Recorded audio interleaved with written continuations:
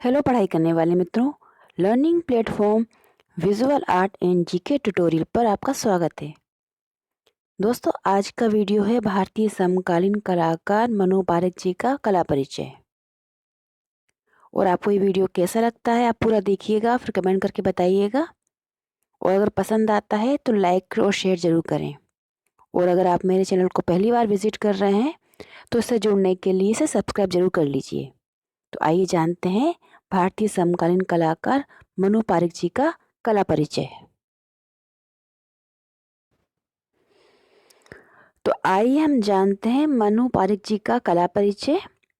और दोस्तों, काफ़ी अच्छे महत्वपूर्ण चीज़ें इसमें मैंने सम्मिलित की हैं, तो आई होप ये वीडियो आपको पसंद आएगा। मनु पारेख जी का जन्म हुआ था 1939 में गुजरात के अहमदाबाद में। और कला के प्रति इनकी जो रुचि थी, रुझान था, वो बचपन से ही था। बचपन में ये कभी ज़मीन पर, कभी दीवारों पर, तो कभी स्लेट पर खली या कोयले से आकृतियां बनाते थे।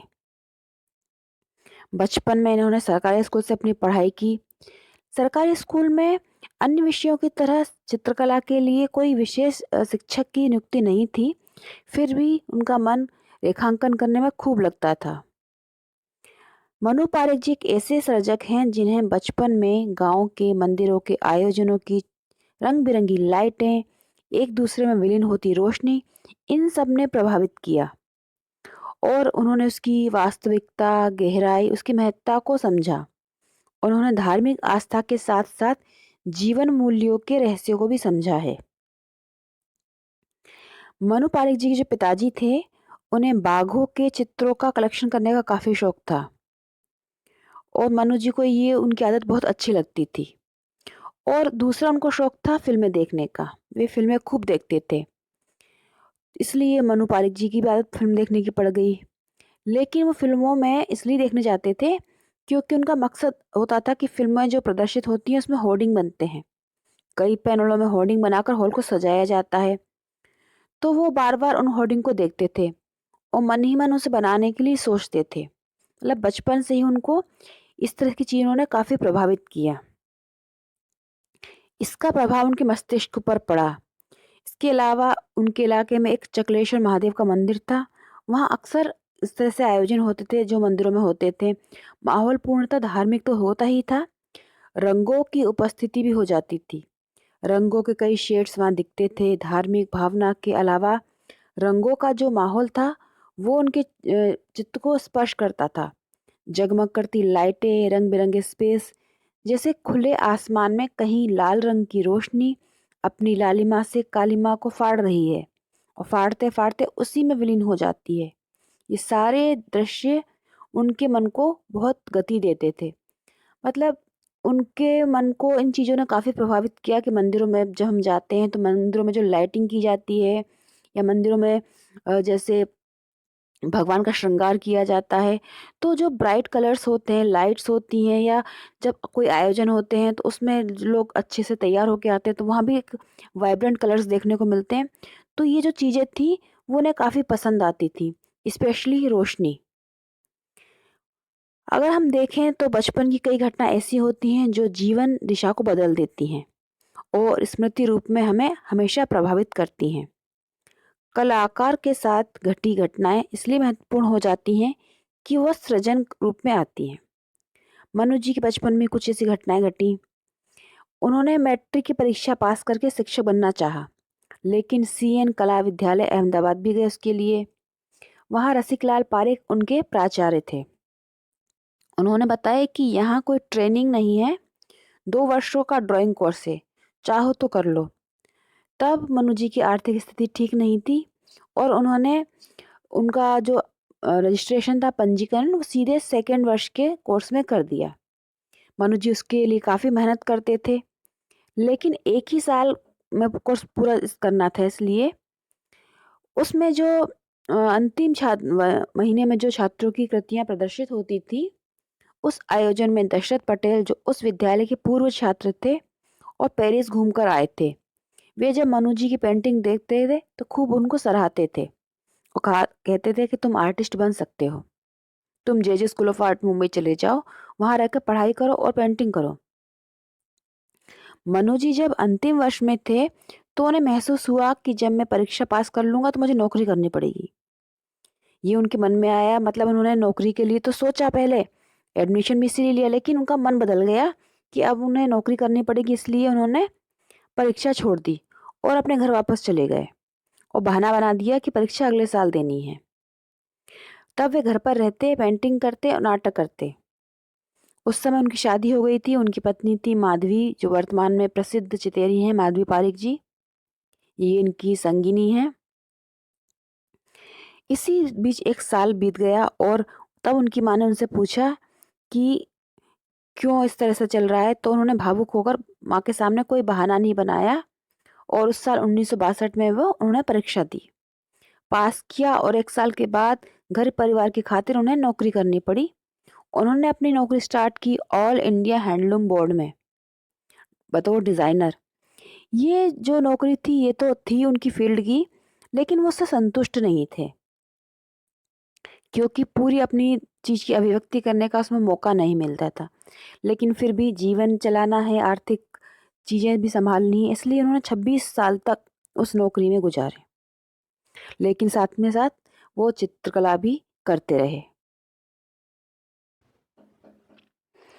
मनु जी के चित्र जो थे शुरुआती दौर में वो आकृति मूलक थे, लेकिन धीरे-धीरे एक समय के बाद वे कुछ सीरीज़ का सृजन संभव हुआ।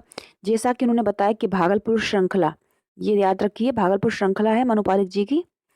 इसमें वे मधुबनी बिहार में रहते हुए कई ऐसे चेहरे को देख चुके थे जो काफ़ी भयावह, आक्रामक, हिंसक, डरावने और कभी-कभी कुछ दबे-कुचले, निरीह दब्बुआदी, इस तरह से चेहरों को उन्होंने देखा, समझा कि एक व्यक्ति इतना क्रूर हो सकता है, यह उन्हें अविश्वसनीय प्रतीत हुआ।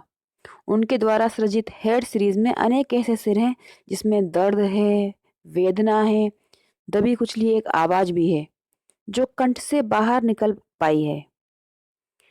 नहीं पाई है। यह सब अनायास ही हुआ नहीं, बल्कि संपूर्ण चिंतन प्रक्रिया के तहत दिखाई देता है। इसमें हम देखते हैं कि कैनवस पर हेड के अलावा कोई अन्य तत्व नहीं है। उनकी एक श्रृंखला है ये जो, इसमें उन्होंने कई चेहरे बनाए हैं जिन पर अलग-अलग भाव दिखाए हैं, दर्द के, वेदना के, मतलब जो कुछ कहना चाहते हैं लेकिन उनकी आवाज़ नहीं निकल पा रही है, गले में ही दब गई है। इस तरह के चेहरे उन्होंने बनाए हैं। जैसे नाटक में होता है कि जो पात्र मंच पर भूमिका कर रहा होता है, उसके अलावा कोई दूसरा पात्र नहीं होता। उसी तरह से उनका ये चित्र है, इसमें सिर्फ हेड है। लेकिन अभिनय करने वाले पात्र की भाव भंगिमा और चेहरे के भाव से उसकी उपस्थिति नजर आती है। हमें महसूस होता है कि अगल बगल आगे पीछे कोई दूसरा पात्र भी है, पर वह सशरीर नहीं होता है। इस श्रृंखला में मनु जी ने अपने रंगमंची अनुभवों को खूब इस्तेमाल किया है, चाहे वो भाव भंगिमा के आधार पर हो या छाया प्रकाश के साथ रंगों का मिश्रण हो। उन्होंने बनारस को केंद्र में रखकर अनेक चित्रों को बनाया है जो काफ़ी चर्चित रहे। याद रखिए बनारस श्रृंखला है मनु पारिक जी, तो काफ़ी प्रसिद्ध श्रृंखला है, कई बार एग्जाम में पूछ भी गई है। बनारस श्रृंखला पे और भी कलाकारों ने कार्य किया है, जैसे राम कुमार जी। बनारस श्रृंखला में इन्होंने टूटी फूटी दीवारें, नाव, मंदिर, गलियों, सीढ़ियों के अलावा फूल को भी स्वतंत्र रूप में रखते हुए चित्र के माध्यम से उन्होंने अलग रूप में उसे परिभाषित किया है।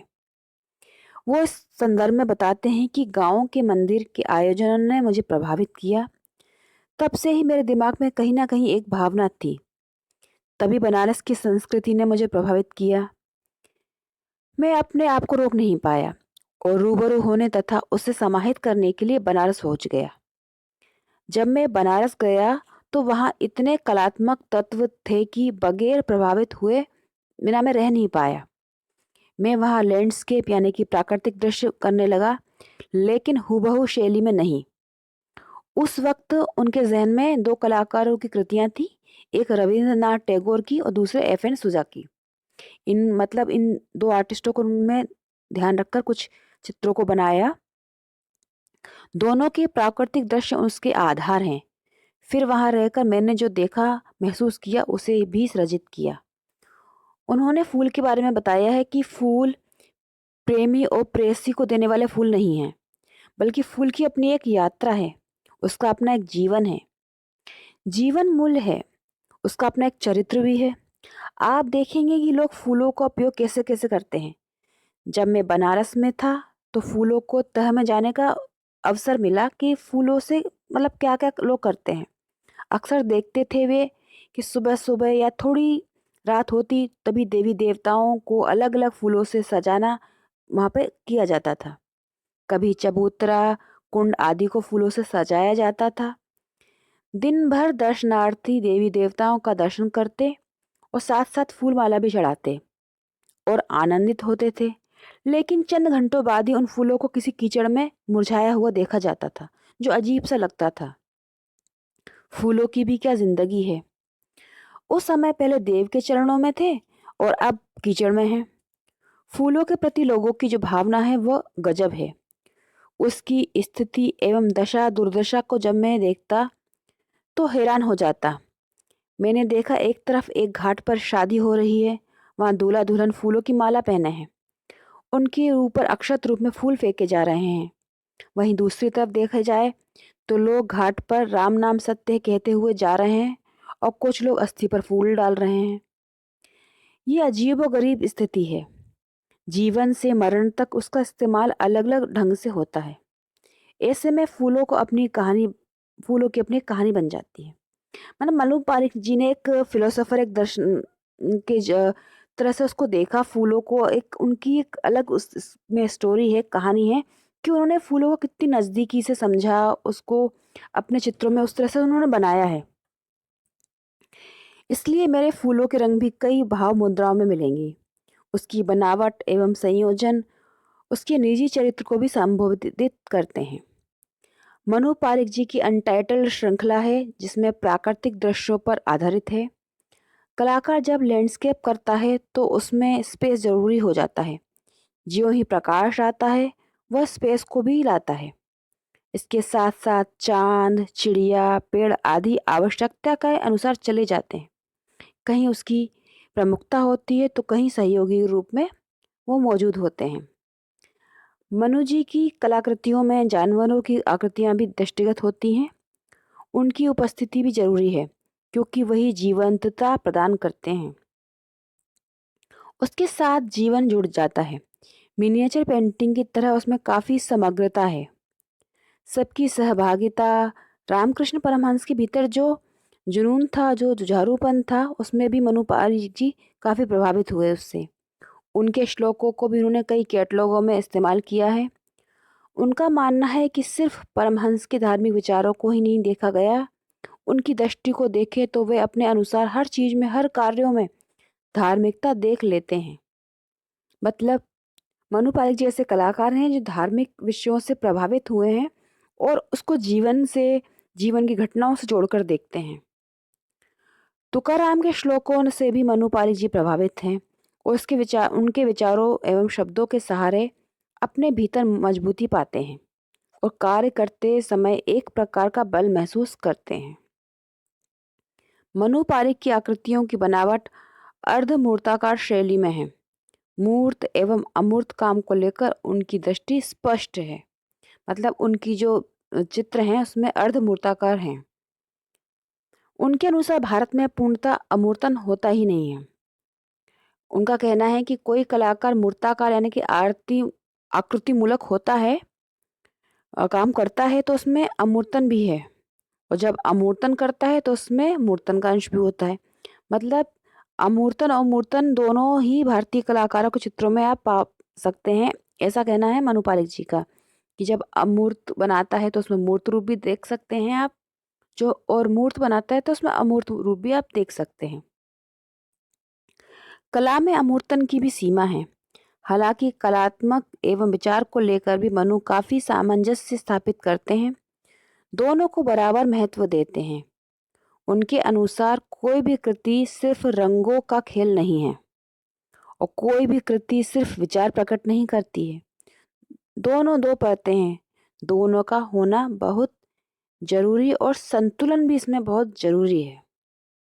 उनके चित्रों को देखें तो उन्होंने हजारों चित्रों के निर्माण किया है जिसमें से कुछ प्रमुख हैं नाइट लैंडस्केप ऑफ बनारस 2004 में, कैनवस पर तेल रंग। Holy water of Banaras 2005 canvas पर तेल रंग में। इवनिंग एट बनारस 2006 बोर्ड पर एक्रेलिक। बनारस सनशाइन 2006 कैनवस पर तेल रंग। बनारस इन ब्लैक एंड वाइट 2005 कैनवस पर एक्रेलिक। बनारस इन मानसून 2006 कैनवस पर तेल रंग। बनारस को ही उन्होंने मतलब मुख्य रूप में रखकर उस पर अलग अलग टाइटल देकर अलग अलग तरीके से काम किया है। लैंडस्केप ऑफ बनारस 2006 तेल रंग में। मूनलाइट एट बनारस 2006 तेल रंग। कलर्स ऑफ बनारस 2006 तेल रंग। बनारस इन रेड 2006 तेल रंग। Blue surge of Banaras 2006 canvas पर एक्रेलिक। फ्लावर सूत्र 2019 का है उनका एक्रेलिक। ग्रिफिटी ऑफ टेम्पल वॉल 2018 का है कैनवस पर एक्रेलिक। फ्लावर सूत्र एट तुलसी घाट 2019 कैनवस पर तेल रंग। द पोएट 1 ये 2019 कैनवस पर एक्रेलिक। द पोएट 2 2019 कैनवस पर तेल रंग। गांधी 2019 कैनवस पर एक्रेलिक। द सीवर क्लीनर ये भी उनका बनाया हुआ चित्र है। The sewer cleaner. Holy deep ये 2019 का है कैनवस पर तेल रंग। Peter O'Toole at bucket in the film bucket. Man in landscape 2018 ये तेल रंग के हैं। वीवर फ्रॉम कालाहांडी 2019 तेल रंग में।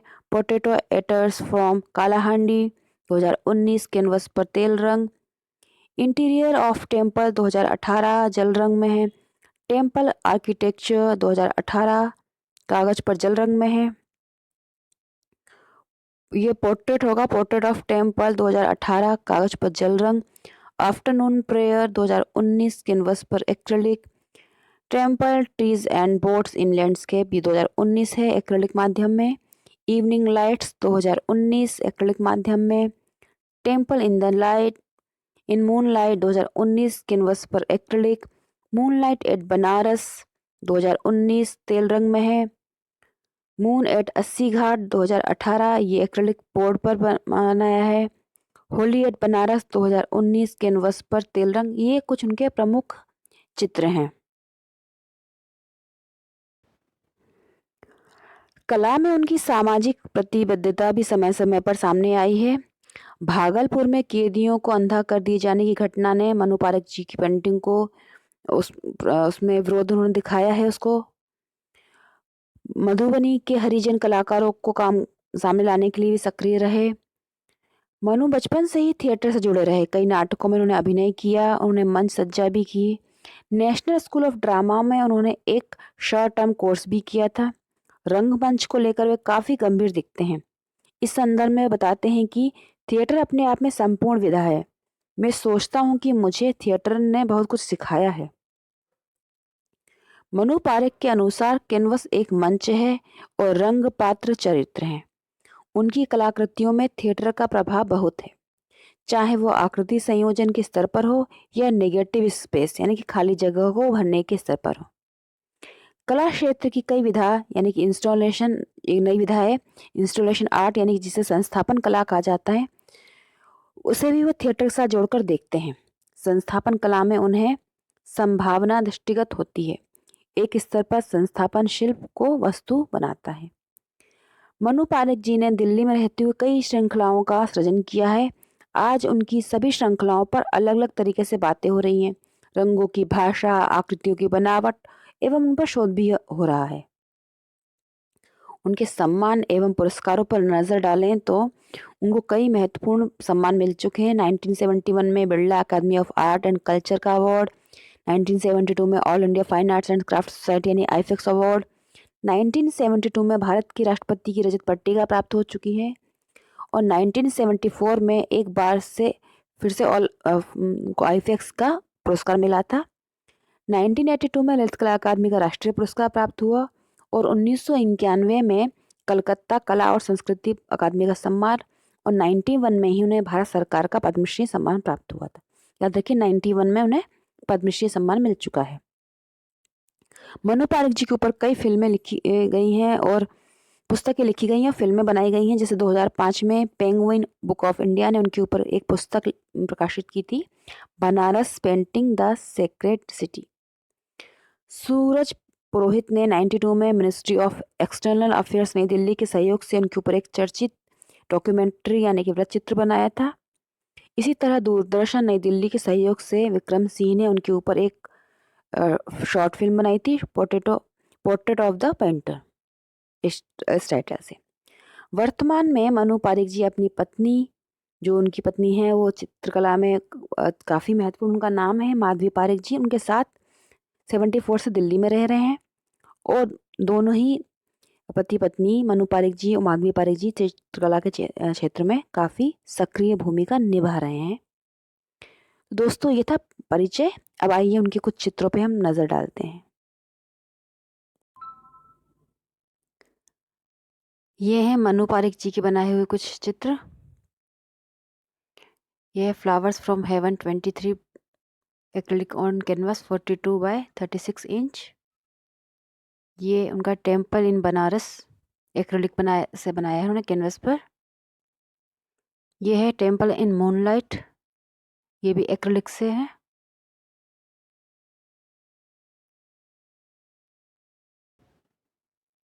ये मनु पारिक जी अपनी जीवन संगिनी जो कलाकार हैं माधवी पारिक जी के साथ,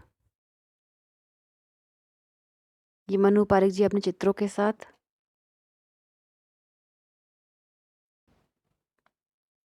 ये अनटाइटल्ड है 2005 का, शीर्षकहीन। ये बनारस लैंडस्केप है 1980 का इनका। देखिए उन्होंने कलर्स जो उन्होंने बातें कही हैं कि लाइट और इस तरह की चीज़ें उनको प्रभावित करती थी, वही उनके चित्रों में देखने को मिलता है। बहुत वाइब्रेंट कलर, बहुत अच्छे से उनको बैलेंस करना। ये उन्होंने सेंट सूजा का बनाया है चित्र।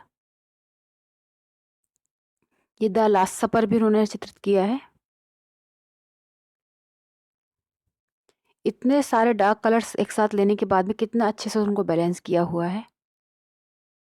ये है फ्लावर वास लैंडस्केप है उनका। ये है द फिश 4 नंबर दिया है इसको। और ये है उनका बनारस श्रृंखला का एक चित्र, बनारस सीरीज का। तो दोस्तों ये थे कुछ चित्र, उनका परिचय, मनु पारिक जी के संबंधित जितनी जानकारी संभव हो सकती थी मैंने आपको उपलब्ध कराई है। आपको ये वीडियो कैसा लगा आप कमेंट करिएगा। पसंद आया है तो लाइक शेयर जरूर करिएगा। गुड लक, जय हिंद।